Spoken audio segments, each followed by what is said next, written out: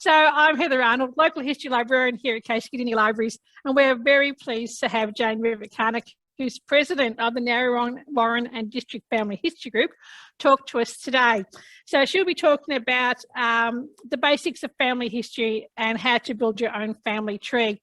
And Jane is well experienced in family history, and so any questions you have, she'll be able to answer them all. And if she can't, we have Lynn Bradley, who is ex-president of the Family History Group, another expert, and other members here as well. So, you know, any family history questions, just throw that at them and they'll answer all of them. There you go.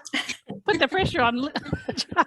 Anyway, so I'm very pleased to introduce you, Jane. So welcome. Yes. Thank you very much. So building blocks, which is our topic for today. And I've included a few golden rules and a few other hints along the way, on the assumption that most of us have done something. This might seem like I'm repeating things you already know, but sometimes you forget things that you learnt 14 years ago, and it's just a nice reminder. If you're new to it, it's hopefully going to give you information you don't know. So we're going to start off with the golden rules, which is start with yourself and go backwards, which is a logical thing to do. But some people decide to pick a name out in their history and try and come back to themselves, and it doesn't work that way because you finish up on the wrong tree. So what you do is you go off to your own house and you start collecting all your bits and pieces, and you take your camera and you go and visit every living relative you can get, and go through their books and go through their photograph albums and collect everything you can. The next thing you want to do is, when you're starting out, or even if you've been doing it for a while and you have a computer malfunction and you have to go back and start again, be systematic and be organised.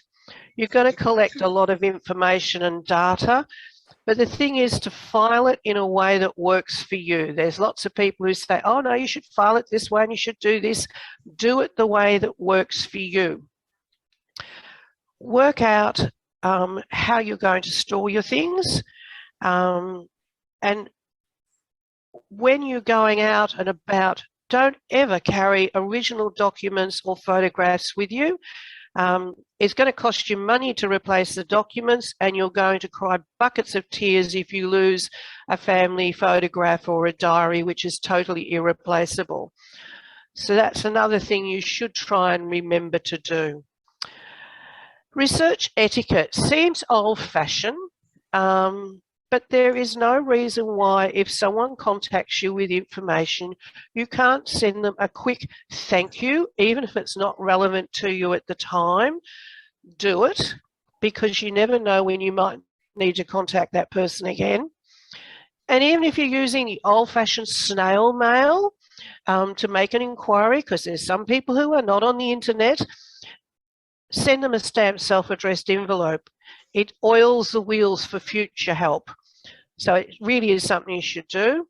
And also remember that you will find a skeleton in the closet at some stage, but you don't have to share it immediately with everybody you know.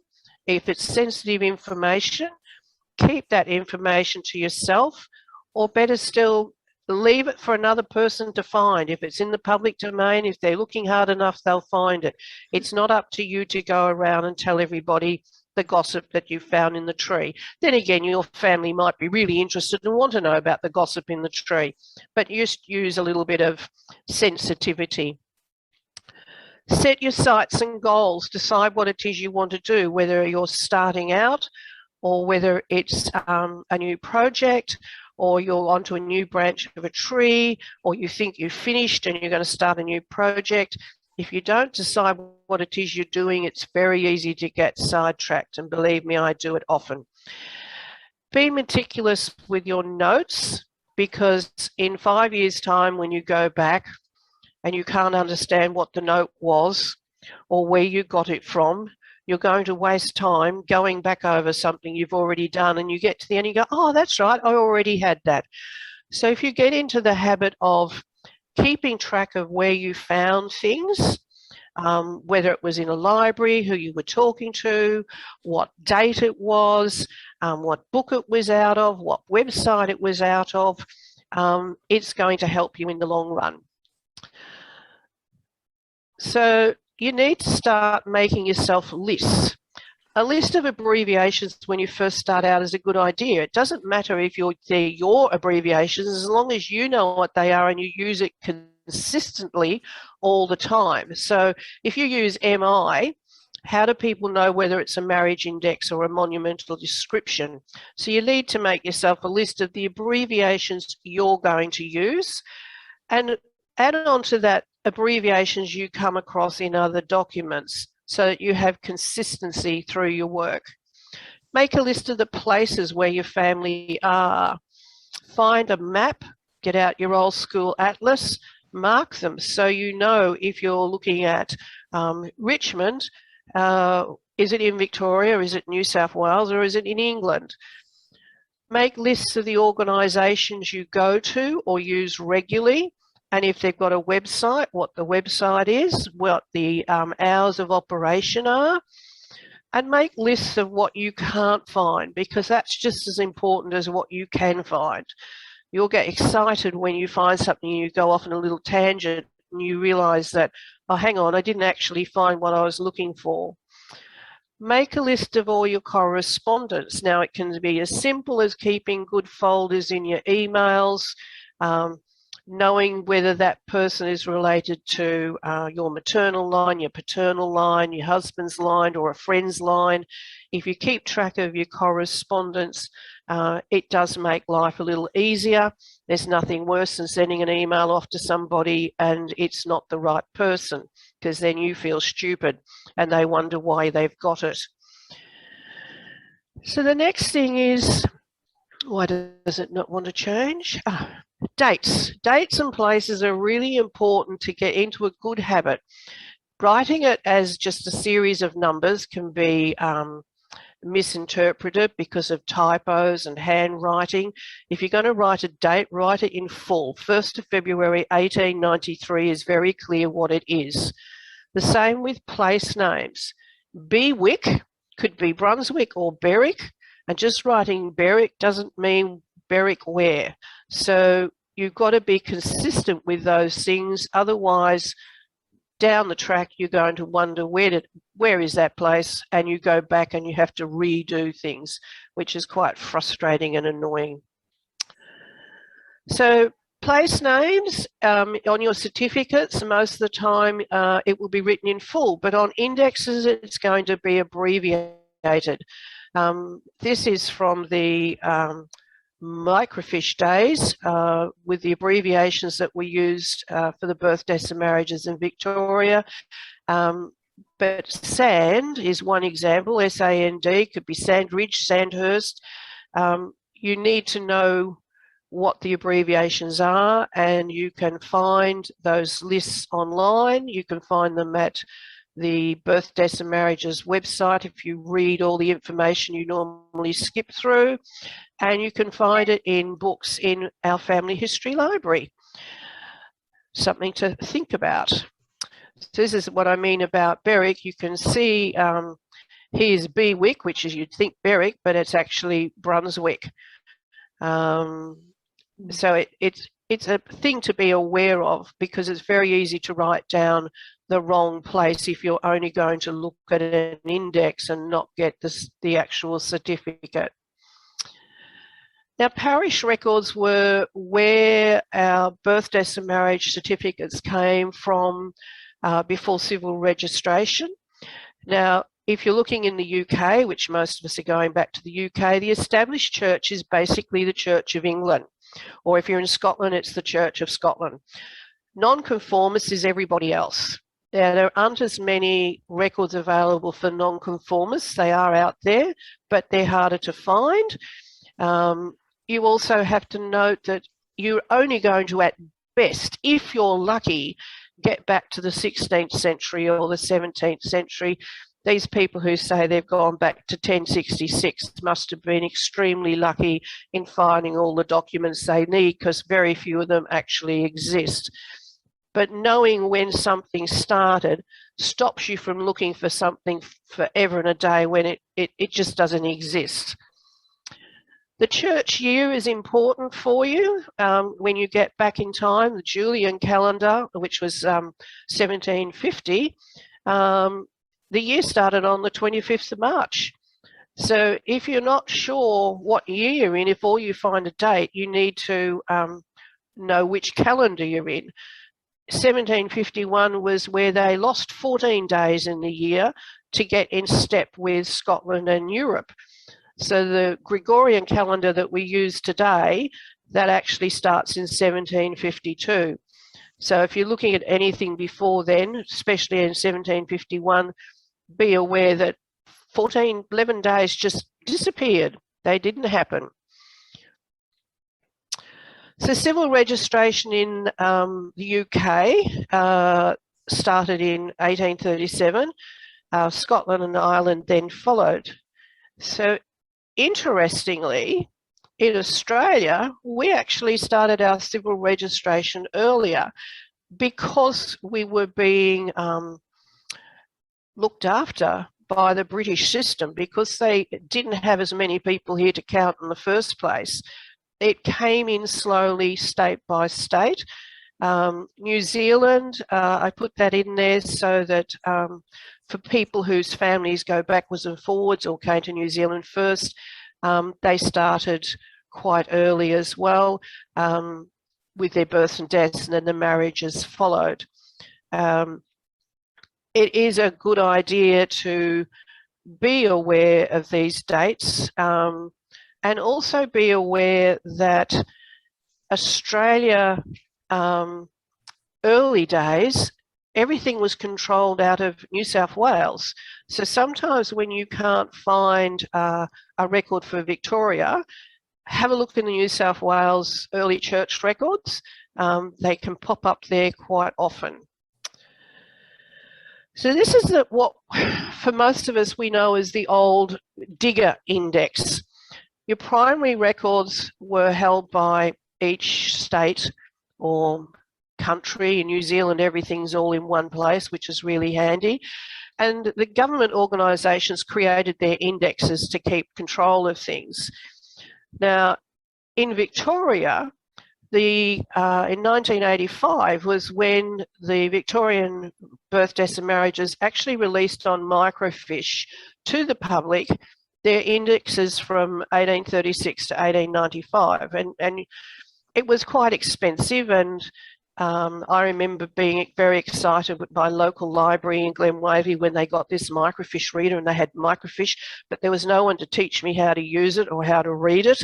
But unbeknownst, beautiful volunteers at the Latter-day Saints then got together and started creating a digital record, a database, which we know as the Victoria Digger Index, which actually combined 169 separate indexes into one. It was a bit expensive, and again, it was the local library, and for me, it was when I joined the family history group, where I had the fun of being able to search a database on somebody's name, and you go, what a bonus. Now, a lot of family history groups still have their digger index. A few of them still have their microfiche. It's handy to go back to them because each time something's transcribed, little mistakes, typos get in there. So even though today you can go to the Victorian Government website and you can search your birth, deaths and marriages from the comfort of your kitchen table for free, it is an index. It has got mistakes in it. Those mistakes have been added to. Some have been corrected. If you can't find it there, well, then you can go back to the digger index and see if it's there. Then you can go back to the microfiche and see it's there. It's not there, okay. They never registered it. And you say to yourself, well, why didn't they register it? Well, initially, when civil registration came in, you had 60 days to register the event. But lots of people didn't have the money to go and register it because you had to actually pay in the early days. The men and women who were nominated to be the register for the local area. They might have been riding their horse around from A to B, and they collected all their bits and pieces and just lodged it once every 3 months or whatever. People also didn't necessarily trust the government. Funny about that, still happens today, and they just didn't register things. So because you can't find it doesn't mean that the person never existed, doesn't mean the person never got married, doesn't mean that they didn't die. You just have to accept that there are some things that you go looking for that are never going to turn up in a civil registration because they weren't actually registered. Then you've got all the mistakes in there, you've got spelling changes, and that can also drive you crazy trying to work out how else would it be registered. With the registers that are online, Victoria's register is reasonably easy to get your way around. New South Wales sadly doesn't have as much information, and it annoys me because Queensland, God bless them, they've actually got full dates. So instead of just saying the year, 1848, it actually gives you the full date for the event. Right, early church codes, that's where I was going. This is in the front of all of the online pages. It's also in the books that used to accompany the microfiche. It's a code system for all the churches. So this one is actually from the New South Wales Church of England page. And it's as you can see, I put the arrow down here for Belfast Port Fairy. It's got listings in here for West Australia, Victoria, for Queensland. There's one here for Northumberland. It's because in the early days, I think it was St Philip's Church in Sydney was the first church that started recording events, and the events didn't necessarily happen in the church, it's just where it was recorded. So the man who was out there riding around collecting all the information, he would bring all his paperwork in X amount of time, and they just transferred it all into that St Philip's Church register. So you can find all sorts of things in New South Wales, birth, deaths and marriages that you wouldn't expect to find. So the birth, deaths and marriage certificate is the primary record, and it's not a baptism and it's not a burial. It's the actual certificate for your birth. And you need to read everything that's on these certificates, not just the date and the person's name, because it can give you the information to solve your brick walls. There are alternatives when you haven't got a certificate. So we'll have a look at a few things. So starting off with the logical thing of it's got the child's full name and its sex, the date of birth, the parents, mother's maiden name, the father's occupation. The one that is important to look at is the informant's name and residence, because quite often it's not a member of the family. It could be the midwife, because the informant was the person whose home the event happened in. And the date of registration on the index can be confusing because the child might have been born on the 28th of December, but it's not registered until January the next year. So sometimes you have to think about where else can I look. So other places to look can be family members. That certificate that's there was an original that one of the family up in Queensland had, so I just whipped out the camera and took a photo. Not great photo, but at least I've got it. As Office of Birth, Deaths and Marriages in each state. In some places you've got the General Register Office, like in the UK. Church records prior to civil registration. So if you're in a church in Belfast in Ireland, they've got at St Anne's, they've got their original registers are still there. Local family history groups sometimes are a good help, because in the early days, when people bought the certificate and found out it wasn't their certificate, they donated them to groups, and they had things called the stray certificate file. And in today's world, there's lots of certificates online, worth having a look. So this is just some examples of the various certificates for the different states and places. They're all based on the English one with slight variations. They clearly tell you across the top what the categories are, and you should get used to reading all the categories. The New Zealand one is laid out slightly different because it also includes the Maori references in there, but based on the English ones. Secondary birth records, a baptism or christening register or certificate doesn't always have the date of birth on it. It will have the date of baptism, but not necessarily the date of birth. A parent's death certificate can give you a clue to the age of a child. Newspaper announcements, people are not going to pay the money to put a newspaper in announcement for a child being born if the child wasn't born. Family Bibles can be a bit of a hit and miss because you don't know who wrote that information or how long after the event they wrote it. Hospital records can be handy. A will sometimes tell you when someone was born or where they were born. Military records, because it was a government record, you had to put your date of birth on them, but people lied because they wanted to enlist underage, or they were overage, or they put a different name on. Military records have information, but it's not necessarily an accurate record. Immigration records quite often have a date of birth on them, and naturalisation records also will have a date of birth on them, but not every single one of them. So a baptism certificate, you may or may not have one. This one clearly shows that the child was born on the 6th of September and was baptised on the 16th of October. It was in the Wesleyan Methodist Church in Queensland. So that's one place to confirm it.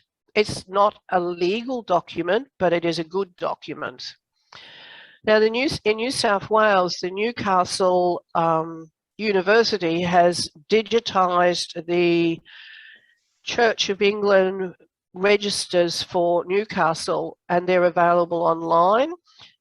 This one is Parish of Dungog baptisms, and the first column is the date they're baptised, the second column is their date of birth. Now, not all registers have the date of birth in them, but it's a clue. At least you've got an idea of what year. Although there have been occasions where a whole family got baptised on the same day as the parents got married because the minister happened to be in town. Baptism certificates, you can get these ones. I don't know if you get them in Victoria, but New South Wales are from the early church records, and they've created a baptism certificate because there is no birth certificate. Family memorabilia can give you clues. So this is the baby. It tells me exactly that he's 4 months and 4 days old, and he died on the 10th of January. So I just have to use my maths and go back in the calendar, and I know when he's born. So then I can go and look and try and verify it some other way. Now, traps with the birth records is there's no father listed, and then you can't prove it. Sometimes you can get a clue by the second name of the child, although a lot of the time those second names are maternal names that are being carried on through the generations. If it says mother's maiden name, it may be her maiden name, but it could be a previous married name, so you've got to be aware of that. Who was the informant? So if it's the mother, not normally, quite often it's the father or the midwife or another family member.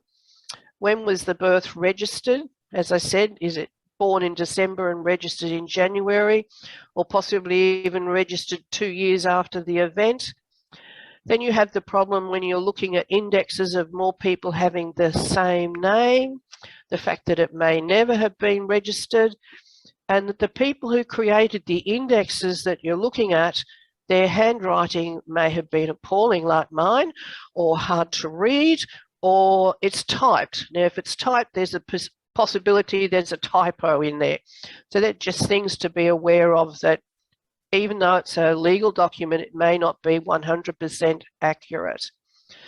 Now, marriage certificates are the same. This is a parish register from St Anne's in Belfast, and most of the English registers look like that. So the same thing with a marriage record. It's going to give you the date and place of marriage, the full name of the bride and groom, but then again, they may not have used their correct name, the address, their age and occupations, parents' names, if they're underage, who gave permission. That's assuming, of course, they said they were underage. Should tell you where they were born, if they were a widow, the date the spouse died, if they have children from a previous marriage, and which church. So they're all things that you potentially can find with a marriage certificate. And again, you can find them in your family homes, at the registry office, church records, your local family history group, and on the internet. So this was the early way that you would see your marriage record in Victoria. That little star was red. You got it. You went, stood in the queue at the Victorian Birthdays and Marriage Office, what seemed like an eternity. If you didn't have your actual registration number, they would take your details and charge you extra to do the search and photocopy the page, and that's what you received. It's got all the basics of what you need on it. Over time, they changed slightly, but the thing to look for with your marriage certificates, especially if you can see the original ones, is did they sign their name, or is there an X in here to indicate that they couldn't write? If they couldn't write, the odds were they couldn't read, and if there was a mistake in the way something was spelt, they weren't going to say that's not the way you spell my name, because they didn't know. So that's another thing you've got to be aware of, that spellings change. You can't sort of say, oh, my name was always spelt this way, because at some point in time, you're going to come across an ancestor who could not read that it was spelt that way. These are an example of a very early New South Wales marriage record. It's an actual declaration that was used as a marriage record because for some reason the church ones are not there. A certified copy for New South Wales is, they've just done, to me, it looks like it's just a cut and paste of what was a line across a page, top and bottom. Hasn't got that much detail on it, but it's a legal document because it's certified. This is another version of a certified marriage record for New South Wales, split across 2 pages. This one is New Zealand marriage, and it's beautiful handwriting. Thank you very much to that person. It's obviously a copy because everything's written in the same hand. Otherwise, you would see differences down here in the signatures, but it still gives you all the information that you need for that family. This is an English parish register that's from Wiltshire, and as you can see down the bottom here, neither the bride or the groom could write. So there's every chance that there's some spelling variations in their names because the man taking down the details has written what he heard. A marriage ban is another little one of those things which can finish up on the internet with the wrong dates. This is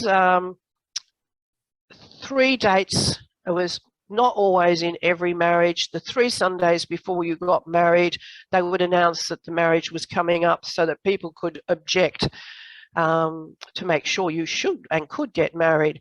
So in theory, you would expect that the marriage actually took place the following Sunday on the 24th, but it actually didn't take place until the first Sunday in February.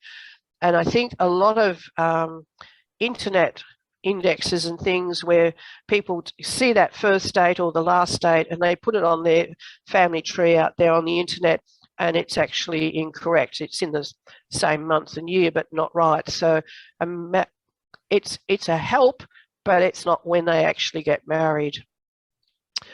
This is a certified English certificate. Still got all the details on it. Handy to have. The Northern Ireland one is very similar, hoping that everyone's got nice, neat handwriting. So secondary marriage records, well, you've got newspaper announcements and reports. If you're in a small rural community, to fill up the newspaper, you quite often will find that they've listed every single gift that was given to the bride and groom, every single person who was there. They're invaluable because you can pick up other members of the family that way. Your family Bible and memorabilia can give you information. A death certificate will tell you when someone was married. Wills, divorce records are starting to become available. You can find divorce notices in the paper. Quite often it tells you when they were married. A birth certificate. Military records and immigration records will also have information about marriages. And the traps, they're not necessarily the person's correct name. They might already be married to somebody else. Their age can go up or down. They might have just signed it with their ex. The form could be handwritten or typed, or they may never have got married. Or they got married well after they started having children. Death certificates, same issues. Tells you when and where they died, their name, occupation, sex and age, cause of death and the doctor's information, full name of parents and their occupation, name and address of the informant, burial details, where they're born, how long they've been in Australia, if married, and children. But it's all subject to the person who gave the information. What did they know and how correct was what they knew? Quite often you will find that children who've died young don't get listed on death certificates because the person giving the information didn't know that they had a little baby sister born 6 years before them, so that child doesn't get onto there. So there's things like that. People who assume their parents were married and in actual fact they weren't, they put that information in there. So one thing to look at there is who gave the information and would they reasonably know the information that they're giving. If there's lots of holes, it's possibly because it was the undertaker who's given the information and couldn't establish details. So death records, again, can be found in your family and the various record offices and churches. And this is a recent modern death certificate, giving all those details there. In this case, it was his son who's given the details, and he is pretty accurate with what he's given. To the rest of the family's details. These are, again, like the early marriage registers. The red star was the person you were looking for. It's a handwritten document, so if you're having trouble reading it, you can imagine that the people who were making indexes way back also had trouble reading it, so possibly why your PITLARD is PITLARD in an index.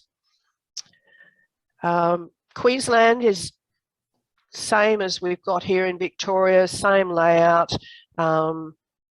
It was given by the daughter in this case, gives us her address, and it's very accurate.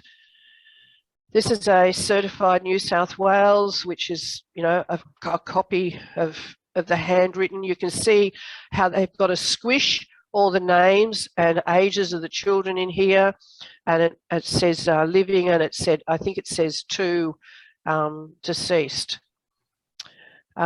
Now in New South Wales, they have people who are transcription agents. It saves you a few dollars, and you give the details to them and they go off and search and email you back the answer to your question, slightly cheaper than buying the actual certificate, and it's nicely typed out and easy to read.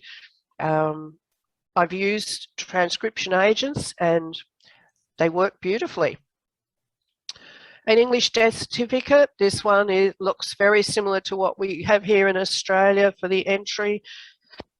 Again, it's handwritten. If you're not familiar with the places, it's sometimes hard to work out exactly where they are. Traps that we have is who gave the information, what's actually missing off the death certificate, and does it match back to the other records you've got? It's sometimes handy to go back and get out the birth, marriage and death certificate of a person and just do your maths on, is there a problem with dates? Is there a change in information on a person's name? Some people didn't know that their father's name was Andrew David. They only knew him as David, bizarre as that may be, or they only knew them by their nickname and put that in. So secondary death records, again, newspaper announcements and obituaries. No one is going to put in a notice for someone dying if they haven't died, so it's pretty accurate. But newspaper announcements and obituaries do have mistakes in them and typos. Family Bible can have discrepancies on the date in it. Cemetery funeral directors' registries are pretty accurate on the day the person got buried. Monumental inscriptions can have mistakes on them. Marriage certificates have got death details on a previous spouse. Wills and letters of administration will have death information. Hospital and asylum records, military records, police records and inquests are all places you can look for a date or confirmation of a death. So the newspaper obituaries are sometimes short and sweet like this one, but it does tell me that she was born in Devonshire, she's 85, gives me the names of her children and the married names of the women, and one's in South Africa. So it gives me places to look to fill out my family tree. Then you've got your death notice and the funeral notice. And now if you're looking at things like ancestry and people's family trees, you'll come across things like this where someone has transcribed an obituary. At least this person has given me the newspaper so I could go and check it if I doubt it. And it's another way of confirming something or disproving something. This is a headstone. This is one of my favourite headstones. It's a family headstone. John is definitely in this grave. 3 of the dates are wrong and 2 of the children are not there. So don't assume that that headstone is factual. The 2 children who aren't there are actually buried elsewhere in the cemetery, and the dates that are wrong are the old typo of an 8 being a 3. And this one here where Alan, I'll put where's my cursor gone, born in 1869 but died in 1864 is a little bit impossible and nobody noticed. War graves. This is the document that was sent in World War I where they took a photograph of the headstone or the marker and sent it back to the family in Australia. This one is, at least tells me he died on the 15th of November in the military hospital, and he's buried in the military cemetery at Tidworth. And if I go online today, I can look and see what today's memorial looked like, and it's got the actual grave number. Good information if you haven't got, you haven't found it somewhere else. So Symmetry Indexes also are handy. This one is Belfast. It's giving me the age. This one gives me the date of death and the date of burial and which cemetery. I like the Belfast City Council. Their index is really easy to use, and you can shop and buy them online, and it took, I think, a week for the email to arrive with the certificate attached. This is another index in the north of Ireland. It's got the date of burial, not the date they died, but interestingly, it gives its profession and the disease. Someone died of old age. I like the child declined, and I thought it might have been not well when it was born. All good places to look online, but read what the columns are, read exactly what it's for, and that it was made by somebody who was researching her own index, because they could be little things that you have to be aware of. It may not be accurate, or they may have missed something in their transcribing. Local history books can give you lots of information. This was done by the Maitland Family History Society in 2002. It was handy for me because the actual inscription on the headstone that I was looking at is almost illegible. And it is actually correct with the date of death. I found it interesting that the birth registration number had been included in there. So another way to double check. So other records that you can use, wills. Will is a legal document. You wouldn't class it as a primary document. Then again, it sort of is. Wills are interesting in the sense that they can be very, very simple, or they can be very complex. I'm just searching here for my little note because I don't want to get this date wrong. Where is it? So don't assume that your family were too poor to leave a will. If they didn't leave a will and they've got property, you potentially can find letters of administration, probate, digitized, or you've got to go and look at it at the Public Records Office. But there are various sorts of wills over time. So 1858 was when England and Wales wills came under the jurisdiction of the church, and the ecclesiastical courts was took over in 1858, and they're available online these days. You can search, you can download. Love the internet from that point of view. But there's different sorts of wills. Up until 1837, you could actually do a deathbed will, which was spoken before 3 witnesses, and it was deemed legal, even if the person hadn't signed it, if they had been resident in that area for at least 10 days prior to their death. And that type of will is actually still used in the military today. If you're unfortunately injured on duty and you haven't done a will, although you were supposed to when you enlisted, you can dictate your will, and it's a legal document. There was also a thing called a holograph will, which is quite interesting, where you wrote the will out. It was never signed, it was never witnessed, but it was your will and your handwriting. If you could prove that was the person's handwriting, it could be probated and accepted.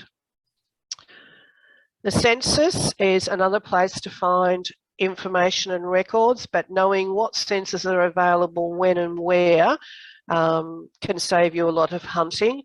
So the English and Scottish censuses are spread over some free websites, Ancestry and Find My Past. Some are transcribed, some are actual copies, photocopies. It's best to look at every version you can find.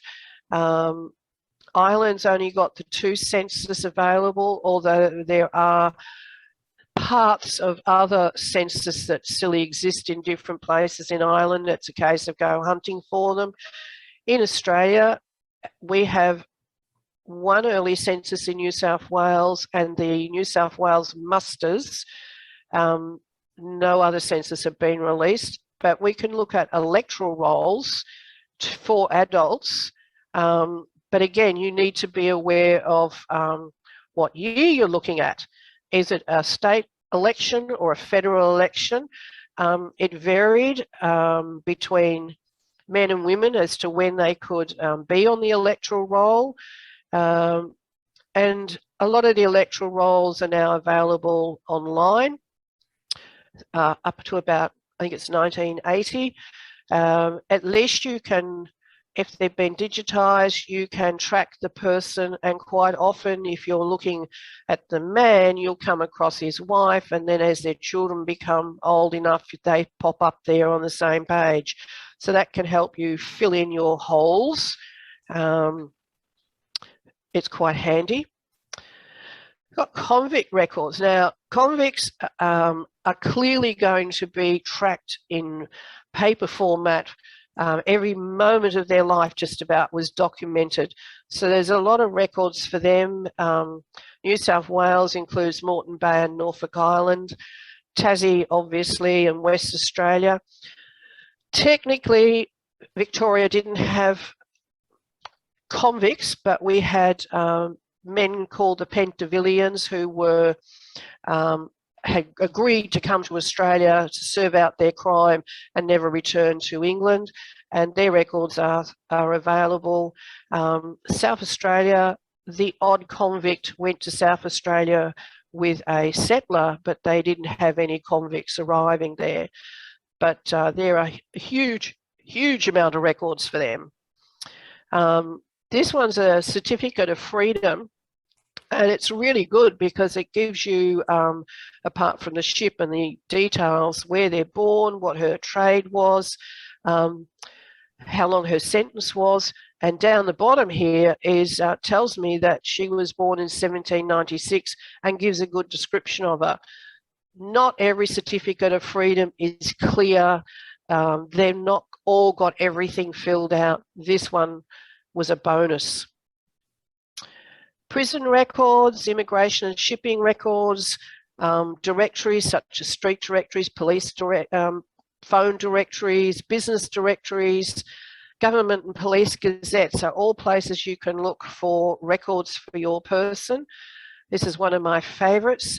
This is from through the State Library. It was a police gazette, and not only does it tell me he's born in 27, but he's 6 foot high. It gives me 2 wonderful photographs of him.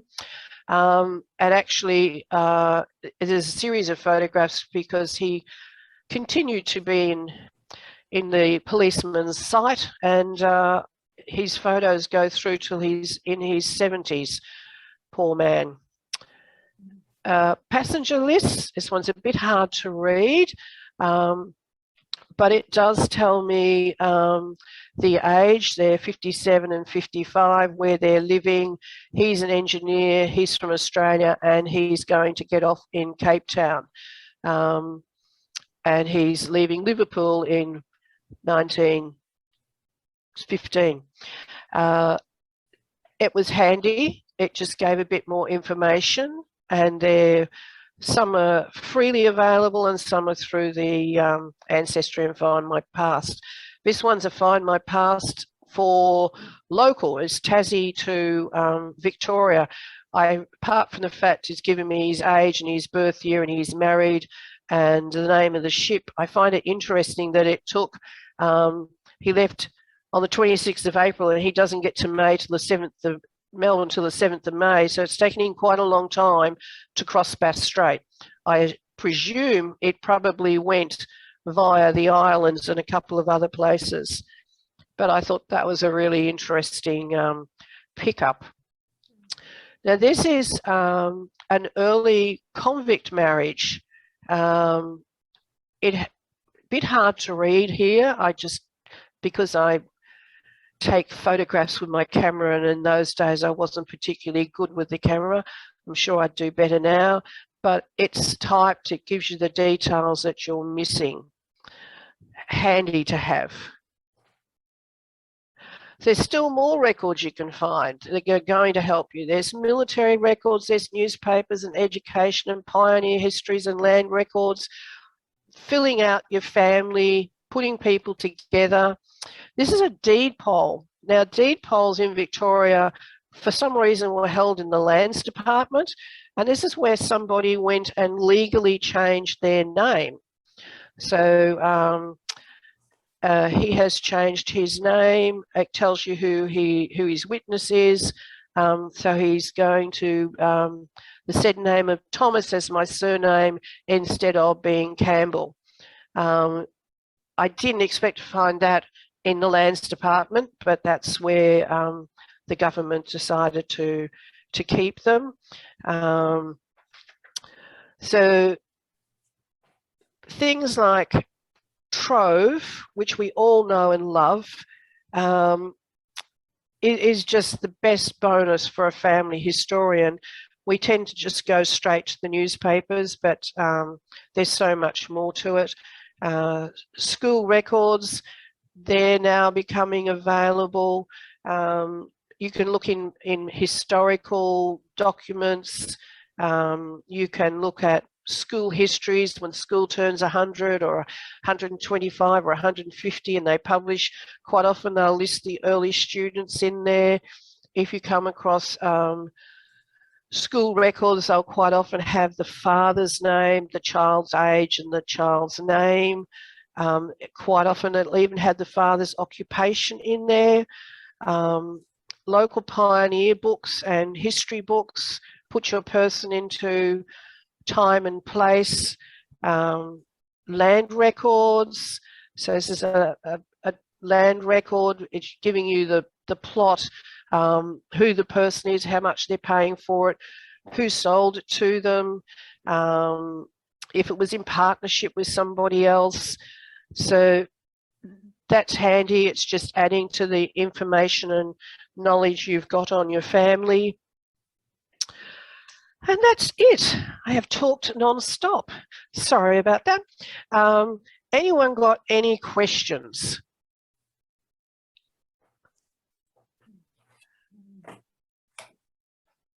Okay, I'll stop sharing now. If I can get my cursor to go up there. Stop sharing. Yay. Right, here I am, I'm back.